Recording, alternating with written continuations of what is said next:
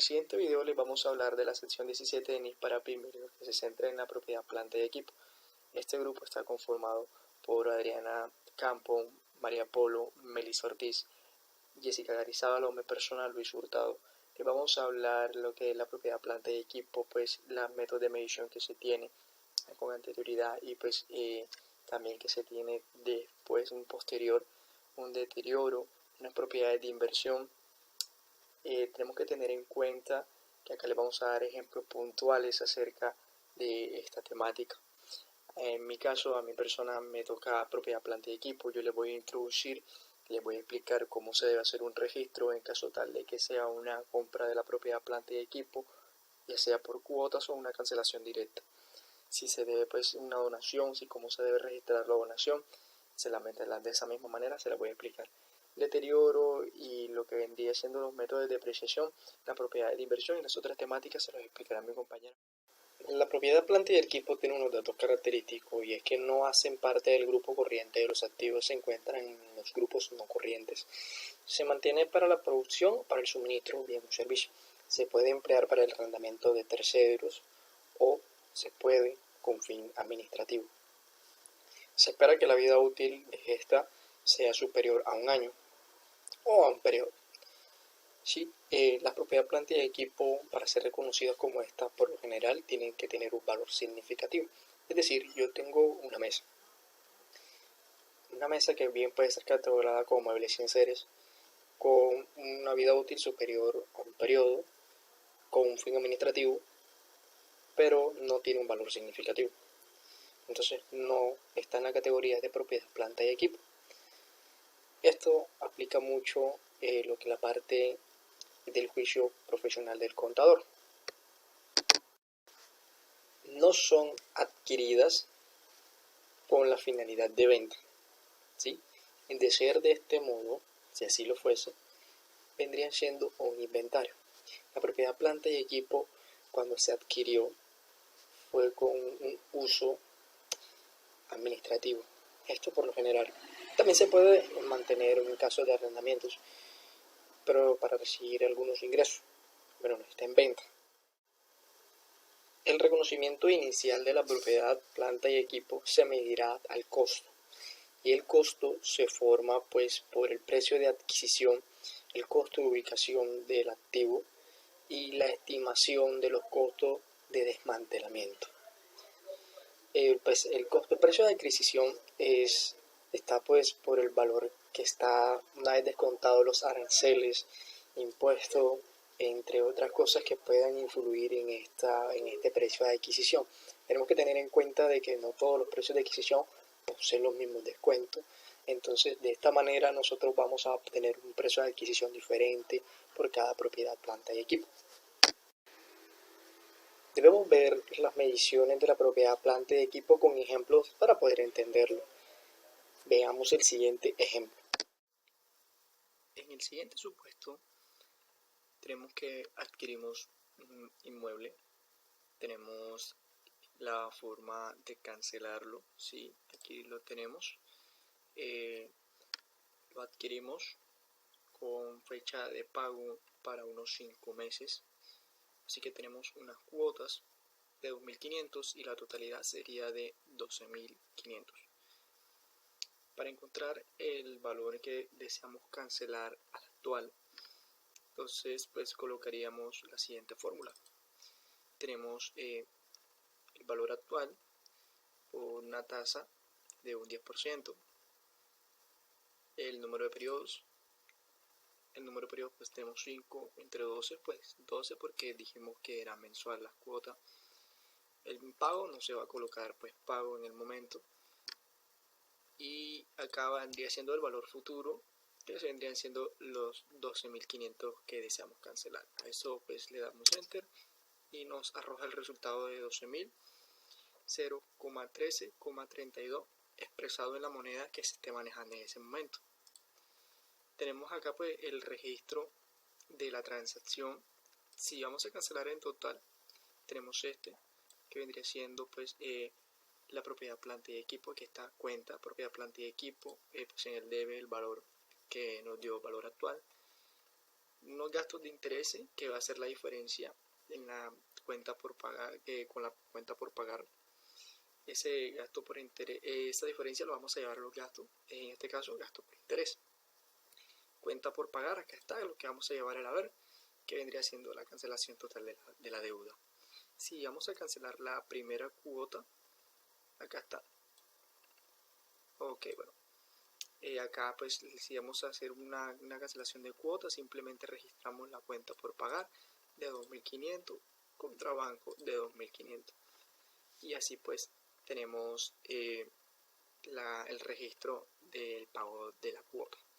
En el caso de las donaciones, como suele suceder en hospitales, si nos donan una propiedad, planta y equipo por un valor de 5.000 de la moneda que se esté expresando en ese momento, registramos y acá colocaríamos donaciones.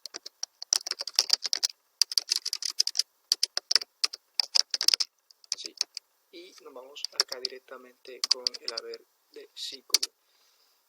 Tenemos que tener en cuenta algo, las donaciones según el PUC sería una 3210, ahí la podemos encontrar y tenemos en cuenta, no la podemos registrar como pues una cuenta por pagar.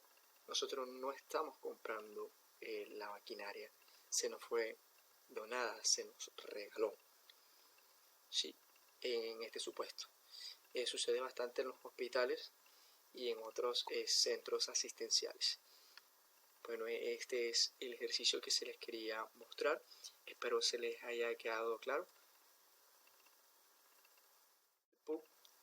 Sería una 3210. Ahí la podemos encontrar y tenemos en cuenta, no la podemos registrar como pues una cuenta por pagar. Nosotros no estamos comprando la maquinaria, se nos fue donada, se nos regaló. Sí, en este supuesto. Sucede bastante en los hospitales y en otros centros asistenciales. Bueno, este es el ejercicio que se les quería mostrar. Espero se les haya quedado claro. Buenas, mi nombre es María Polo y el día de hoy les voy a hablar sobre el deterioro del valor de los activos.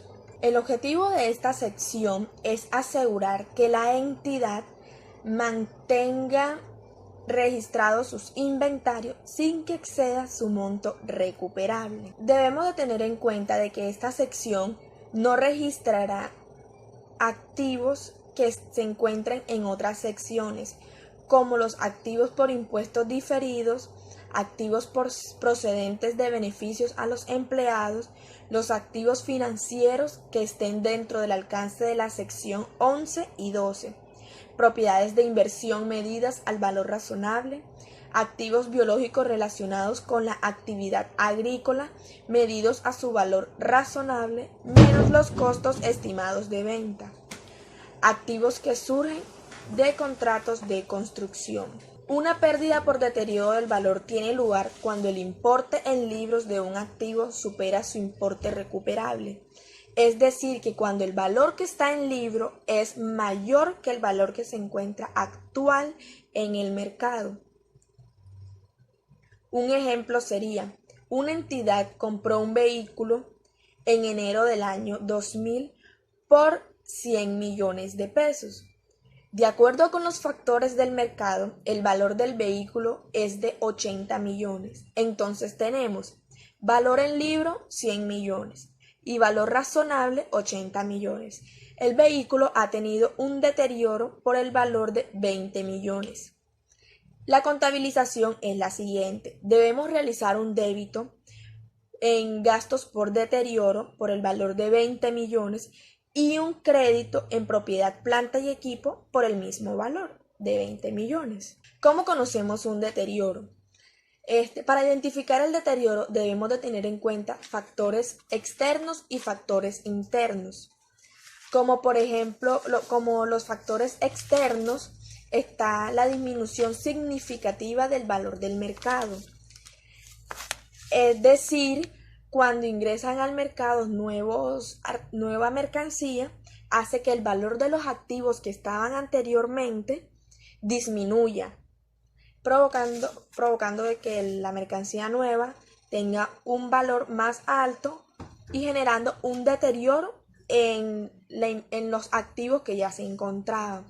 Cambios económicos o legales, tecnológicos o de mercado, dependiendo de dónde esté el artículo, en cuestión. Aquí podemos hablar en la parte de, por ejemplo, cuando tenemos un software, este software se actualiza, ya el software de la versión anterior sufre un deterioro y por ende es más económico que la versión actual. El aumento en las tasas de interés del mercado o tasa de rendimiento. En esta sección hablamos de que los intereses financieros nos deterioran los instrumentos. Los indicadores internos, la obsolescencia o deterioro físico, ya sea por humedad. Coloquemos un ejemplo de si tenemos una máquina. Esta máquina, si se encuentra en un lugar húmedo, va a tener un deterioro mayor que una máquina igual que no se encuentre en ese sitio. Su deterioro va a ser mínimo y mucho más lento.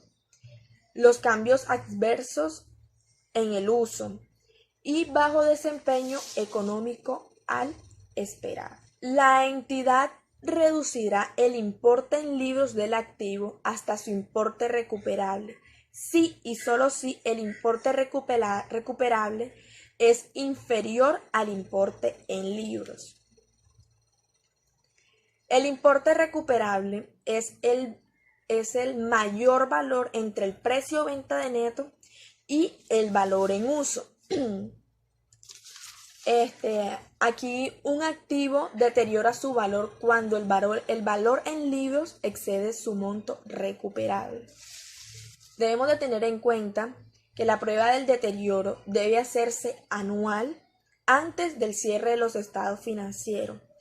Pero si la empresa presenta informes intermedios, el deterioro debe realizarse con una mayor intensidad. El deterioro del valor de los inventarios. Para reconocer el valor del deterioro en el inventario, se debe revisar el valor en libros, restarle el valor recuperable y el resultado sería el valor total a deteriorar en el inventario. Aquí tenemos un ejemplo. A 31 de diciembre del 2000 se tiene un inventario por valor de 200 unidades monetarias. Al final del periodo contable, el costo de la mercancía anterior excede el valor recuperable en 50.000 unidades monetarias. Elabore los asientos contables para registrar el deterioro del valor de los inventarios a 31 de diciembre del 2000. No registra ninguna clase de impuestos. La solución sería valor en libro, serían 200.000 y menos el valor recuperable, que son los 150, y el deterioro del valor, que son los 50 unidades monetarias. La contabilización sería la siguiente. Hacemos un débito en gastos por deterioro por valor de 50.000 y un crédito al inventario por valor de 50.000. Medición del importe recuperable. Es posible calcular el precio de venta de un activo incluso si éste no cuenta con un mercado activo. Sin embargo, en ocasiones no será posible determinar el precio de venta neto, porque no existen bases para hacer una estimación fiable. El importe que se podrá obtener de la venta. En este caso se puede tomar el valor como importe recuperable como el valor en uso. El valor en uso se aplica cuando no se tiene forma de establecer el valor de venta. Uno de sus objetivos es determinar entradas y salidas de efectivo basadas en proyecciones y expectativas provenientes de un bien con escenarios optimistas y pesimistas. Es decir, que debemos de indagar y conocer estas proyecciones y debemos de tener proyecciones positivas y proyecciones negativas. Se debe descontar una tasa de interés para tener un valor en el flujo más real y el riesgo futuro de obtener flujo. La fórmula del valor de uso es la siguiente. BP es igual a F1 por 1 más K menos 1. Más FP es el valor presente de la sumatoria de los flujos futuros. K es la tasa del descuento por deterioro y F es el valor futuro. Muchas gracias. Jessica Garizabal, yo les voy a hablar de los activos no corrientes mantenidos para la venta, que lo ubicamos en el SNIP 5. Teniendo en cuenta la clasificación entre activo corriente y activo no corriente, ubicamos dentro de los activos no corrientes pero mantenidos para la venta, donde vamos a tratar de los puntos más relevantes, entendiéndose que son 45 párrafos, dentro de los cuales se encierran los objetivos, alcances, mediciones, valoraciones y otras disposiciones que están dentro de esta NIC 5. Por ejemplo, inversiones de renta fija que clasifican como mantenida a vencimiento y posteriormente deciden venderla. Esto lo tendríamos que reclasificar pasándola a disponibles mantenidos para la venta, o como un local que se mantenía para uso de la empresa y se decide poner en alquiler, debemos reclasificarlo de inmobiliario mantenido a disponible inmobiliario.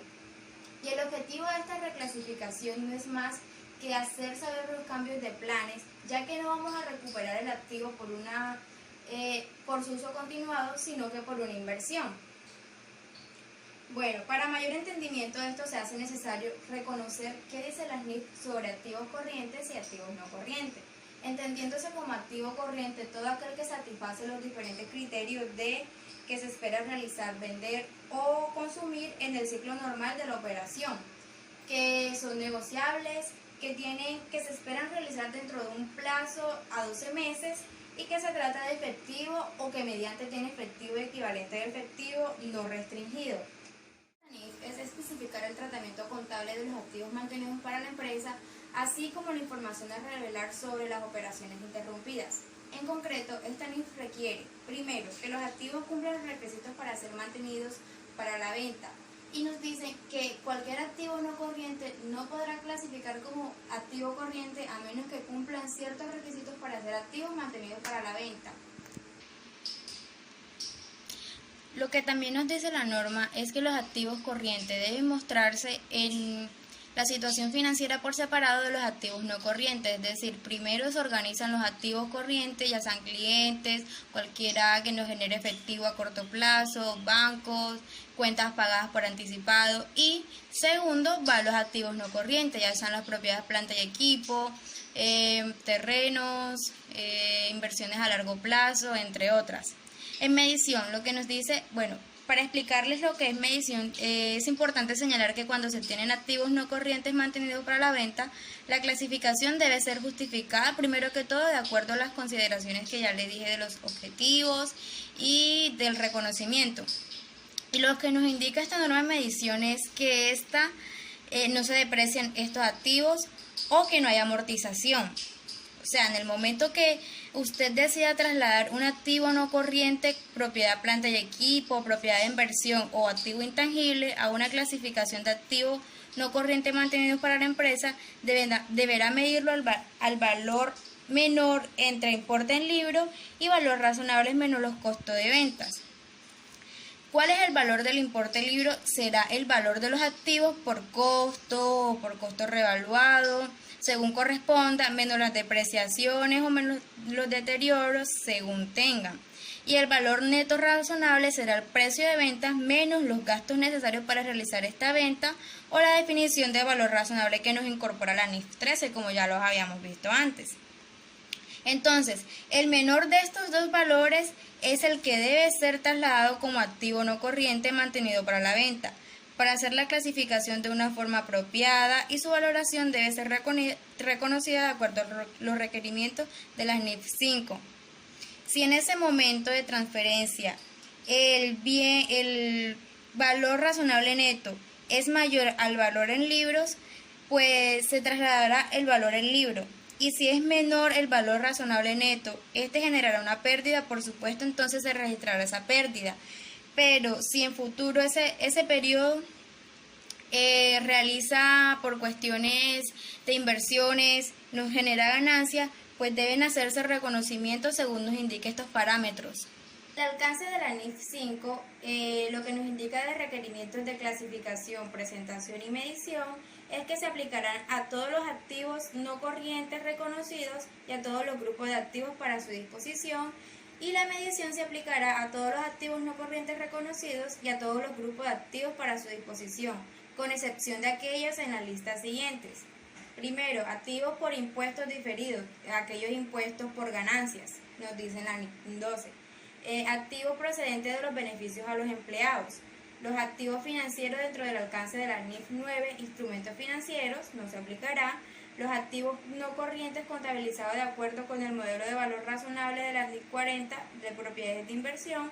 Los activos no corrientes medidos por su valor razonable menos los costos de venta de acuerdo a la NIF 31 para agricultura. Los derechos contractuales procedentes de contratos de seguros definidos por la NIF 4, contratos de seguro, para tener su tratamiento. Un activo no corriente podrá ser aquellos inversiones inmobiliarias, los inmuebles de maquinaria y equipo, los intangibles, los activos biológicos, las propiedades plantas y equipo, y otros por su naturaleza similar, como ya se los había explicado anteriormente.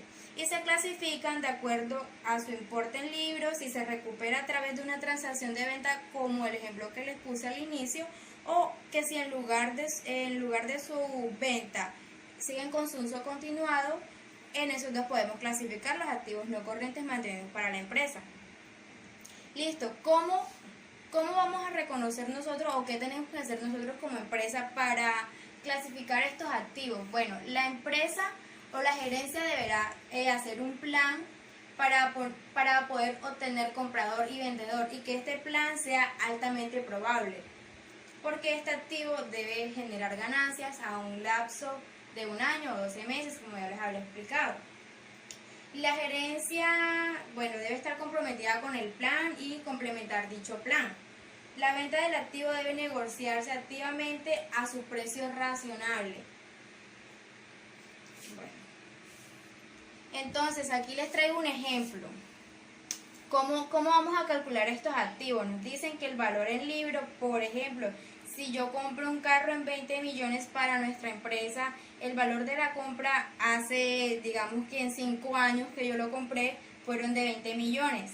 Y tuvo una depreciación acumulada de 12 millones. Esto se resta, como ya les había explicado, y nos da el valor contable en libro de ese activo. Y el valor razonable menos el gasto para ser vendido, ya después de 5 años tenemos que ubicar el valor del mercado, y nos dicen que en ese momento nuestro auto ya no cuesta 20, sino 8, sino 7 millones, sí. La cotización del mercado nos dio 7, y vamos a obtener unos gastos de pronto por promoción, por algún vendedor que vayamos para que nos promocione el auto, y nos vamos a gastar 1.500.000 en eso, y la resta de esos dos da un total de 5.500.000, y este es el valor razonable menos el costo de venta. En conclusión, el valor razonable es de 5.500.000, es menor que el valor en libros, que es por 8.000. Por lo tanto, el activo no financiero se reclasificará y medirá inicialmente al valor razonable, y la diferencia será reconocida como deterioro del valor. Como les había dicho, tenemos que usar el menor valor entre el importe en libro y el valor razonable. En este caso lo estamos utilizando. Otro ejemplo que les traigo es acá. para poder hacer mayor entendimiento es, por ejemplo, el 1 de marzo del 2020, la empresa X ha decidido vender una máquina que ha sido sustituida y en ese momento está apartada en un almacén. El valor contable de la máquina asciende a 10.000 millones, por ejemplo, 10 millones. Su amortización acumulada asciende en 6 millones. La empresa considera que el valor razonable del elemento después de transcurrido cierto año es de 4.000 pesos, es decir, esta máquina ya no cuesta los 10 millones que costaba cuando la compramos, ya en el mercado cuesta 4 millones. Asimismo, considera que existen unos gastos de ventas de 800.000 pesos. Transcurridos 3 meses, se vende un activo por 3.000 pesos que se cobra mediante transferencia bancaria. La operación está sometida al IVA del 21%. Entonces, aquí la solución. ¿Cómo vamos a contabilizar esto? El valor razonable del activo para 5 años después es de 4.000 pesos. Ya no es el valor inicial de 10.000. Menos los 800 que son los costos para poner esta máquina a la venta. Por lo cual el valor real del activo es de 3.200. Dado contablemente su valor neto contable son 4.000, menos los 10.000, el costo es de 6.000 pesos de amortización acumulada. Se ha de reconocer el deterioro por los 800 pesos que nos hacen falta porque lo vendimos en 3.000, entonces son 4.000 menos 3.200, son los 800 pesos. Aquí en el débito ponemos las pérdidas por el deterioro inmovilizado y en el crédito el deterioro por el valor de la máquina. Y dado que es un activo destinado para su venta y no para generar rendimientos mediante su explotación, realizamos el siguiente asiento clasificado de dicha máquina como activo no corriente mantenido para la venta. En débito ponemos la amortización acumulada. Esa amortización o la pérdida que tuvimos en ese lapso de años fue de 6 millones, menos el deterioro que fue de 800, la resta entre lo que lo vendimos y los gastos para la venta. Los activos no corrientes mantenidos para la venta, que fueron 3.200 pesos, 3.200.000, y la máquina que nos costó 10 millones de pesos. Y en el momento de la venta del activo, el asiento a realizar es el banco, porque nos hicieron una transferencia bancaria con el IVA del 21% incluido. En el débito, la pérdida procedente de los activos no corrientes mantenidos, que fueron de 200 porque lo vendimos a 3 millones. Los activos no corrientes mantenidos para la venta, 3.200.000, que era el valor que suponíamos venderlo. Y el IVA descontable, que es al 21%, los 630.000 pesos. Listo, espero que haya quedado muy claro. Muchas gracias. Buenas, mi nombre es Adriana Campo y vengo a hablarles sobre los métodos de depreciación. Pero antes de eso me gustaría hacer un recorderis de lo que significa la depreciación. Entonces la puedo definir como una reducción anual que se le hace al valor de nuestra propiedad, planta y equipo, y que se puede ver causado por 3 razones, que son el uso, el paso del tiempo y la obsolencia. Los métodos de depreciación se pueden clasificar en 2. Está el método de línea recta y los métodos de depreciación acelerada. El método de línea recta es uno de los métodos más utilizados principalmente por su sencillez y fácil implementación, y su nombre deriva del hecho en que el valor del activo en libros disminuye linealmente con el tiempo porque siempre se maneja el mismo costo de amortización. A continuación se los explicaré en el siguiente ejemplo. Tenemos una propiedad, planta y equipo por valor de 10 millones. Un valor residual de 1 millón y el valor depreciable, que sería la diferencia entre el valor de la propiedad menos el valor residual, que para este caso serían 9 millones. La vida útil de nuestra propiedad es de 5 años. Entonces, inicialmente tenemos 9 millones de pesos, que es el valor que vamos a depreciar. En el año 1 calculamos de la siguiente forma. Nuestro saldo entre la vida útil de nuestra propiedad. Los estoy fijando porque ese valor va a ser el mismo valor para todos los años. Entonces aquí podemos arrastrar. y va a quedar una cuota fija para depreciar en todos los años. Nuestra depreciación acumulada para el año 1 va a ser 1.800.000. Y nuestro saldo sería nuestro saldo inicial menos la depreciación. En nuestro año 2, nuestra depreciación acumulada sería la depreciación del periodo anterior más la depreciación de ese periodo.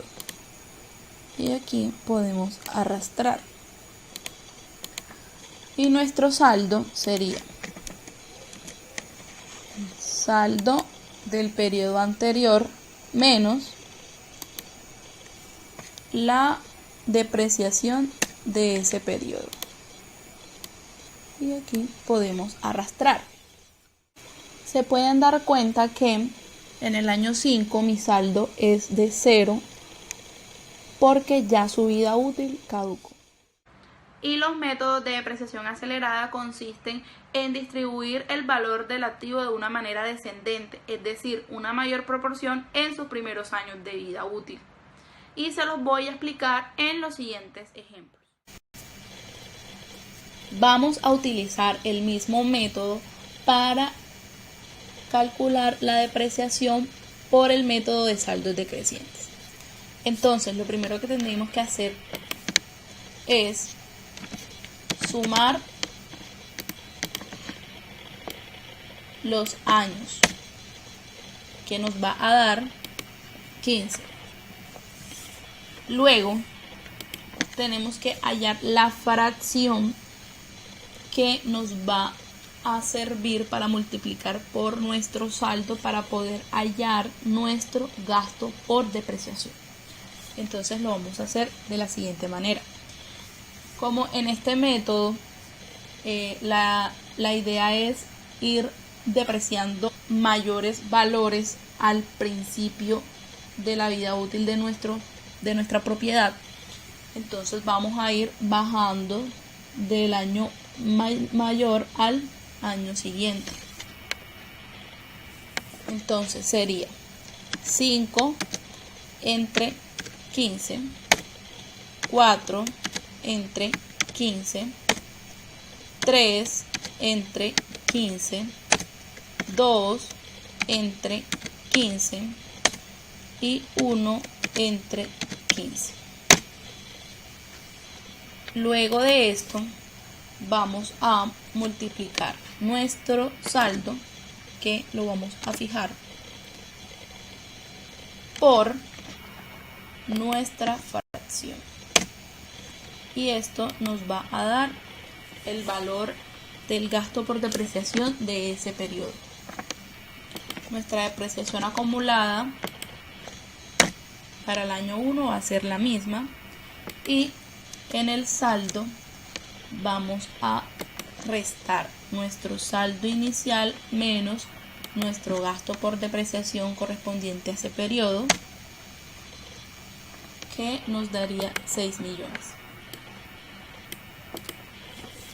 Para nuestro año 2 vamos a hacer lo mismo.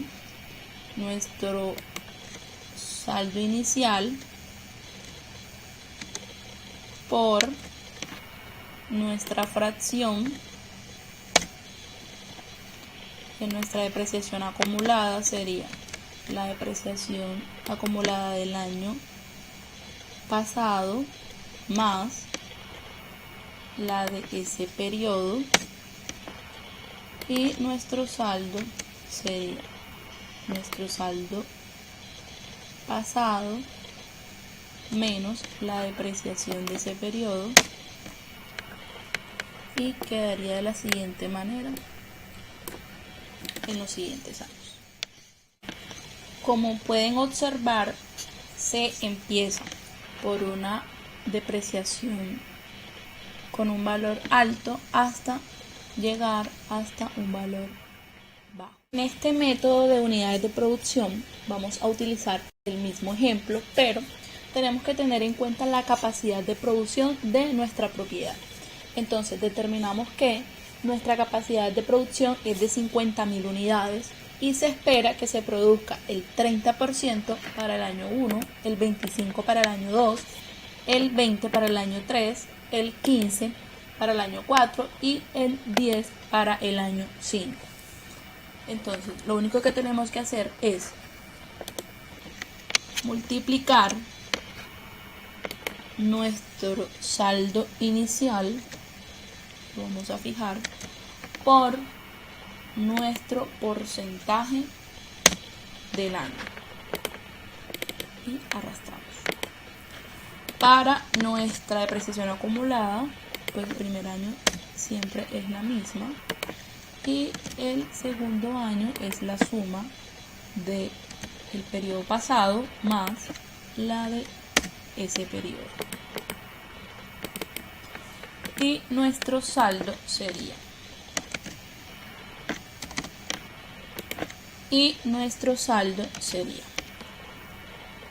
nuestro saldo inicial menos el gasto por depreciación de ese periodo, lo mismo para todos los años y listo. Y nuestra contabilización sería igual para los tres métodos. Lo único que varía sería el monto de cada alicuota. Entonces sería gasto por depreciación, que daría un valor X correspondiente al valor hallado,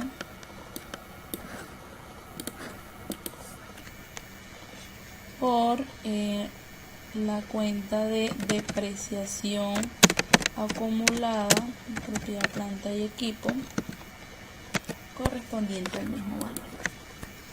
Y ya, eso sería todo.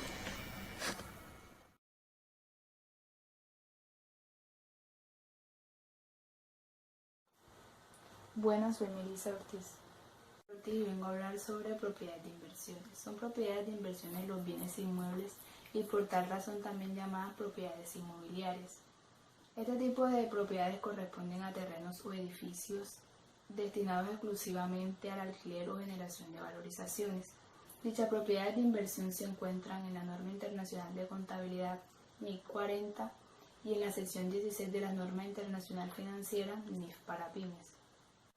Según la NIC 40, las propiedades de inversión pueden utilizar el modelo de valor razonable o costo de depreciación deterioro y corresponderá a la administración de la organización elegir con cuál de estas modalidades se quedará. Por su parte, en la sección 16, a pesar de que se manejan los dos modelos indicados anteriormente, hay una expresión técnica importante por la que se debe tener en cuenta, y es que las propiedades de inversión se deben medir a valor razonable, pero cuando por costo de esfuerzo desproporcionado no lo pueden hacer, entonces se debe manejar en la sección 17 de propiedad, planta y equipo. Y ahí se reclasificará en otro grupo. Aunque tanto en el estándar pleno como en el de pymes estén contempladas ambas metodologías, estas tienen condiciones diferentes, es decir, en la NIC 40 se manejarán siempre como propiedades de inversión, pero en la NIC para pymes sección 16 solo se clasificarán como propiedades de inversión los bienes que puedan ser medidos a valor razonable. De lo contrario, se aplicará el costo de depreciación deterioro, pero realizando el respectivo registro en propiedad, planta y equipo. Ubicado en el estándar, los terrenos y edificios que sirven para obtener rentas por alquiler, apreciación de capital o ambas se clasifican contablemente como propiedades de inversión. Bajo esta definición es claro que no cualquier bien entregado en alquiler es una propiedad de inversión. Cuando se aborda la NIC 40 del estándar pleno y la sección 16 de NIF para pymes, se observa que solo se consideran como propiedad de inversión los bienes inmuebles que sean terrenos o edificaciones que la organización tenga destinado para ser alquilados y generar un beneficio. Dicha actividad de arrendamiento puede realizarse en forma total o parcial. Ahora bien, es importante evaluar que la empresa que pretende registrar un bien particular como propiedad de inversión no se dedique únicamente a la administración de bienes que sean entregados en calidad de arrendatario y que reciba su totalidad de ingresos de dicha actividad. En este caso es necesario que la compañía se dedique a otra actividad y que complementariamente tenga dichos negocios de arrendamiento. Por lo anterior, los siguientes son algunos bienes que podrían ser clasificados como propiedad de inversión: terrenos para usos futuros no determinados, edificios alquilados a través de arrendamiento operativo, edificio desocupado que se piensa arrendar en el futuro a través de arrendamiento operativo, e inmuebles que están siendo construidos o mejorados para usos futuros con propiedades de inversión. ¿Cómo se reconoce las propiedades de inversión? Cuando se trate de propiedades que se mantienen por el dueño o arrendatario bajo un arrendamiento financiero para obtener rentas o plusvalías, o ambas. Cuando se trate de arrendamientos operativos que se podrán contabilizar como propiedades de inversión únicamente cuando el arrendatario pueda medir el valor razonable. ¿Cómo se mide la propiedad de inversión?